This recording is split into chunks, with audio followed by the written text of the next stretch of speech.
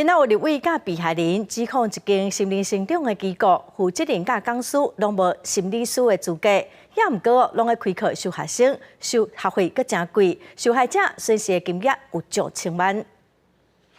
就来提手帮做无声的抗议，几多位被害人由立委陪同出面指控，有一间真有名的心理成长机构，伊负责人甲讲师拢无心理师的资格，所以鉴定心理学的名义，一个开心理成长的课程。受害者他被老师要求，就是打电话给他诠释性侵加害者，跟他说：“对不起，是我就是勾引了你。”上司就跟他讲：“哦，没关系，那不然我们下次再约出来。”许多课程申请退费，却被强扣尚未使用的高额时速费，另外还要被克扣20%的手续费。被害人指控讲，因这间机构骗因押纳正悬的学费，初步估计受害金额有到上千万。因也指控讲，课程的内容涉及到性骚扰，甚至是性霸凌、集体霸凌，也个廉价侮辱，造成有真侪学员心理受到创伤。开始启动调查的作业，那我们后面就看这个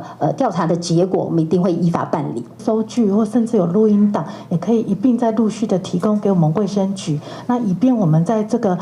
事件的厘清的过程，有一些更具体的事证。对被害人的指控，卫生单位讲已经收到定情，目前正伫咧调查。不过记者打电话去这间机构时阵，电话一通就是互人切断。谢谢您，请稍后。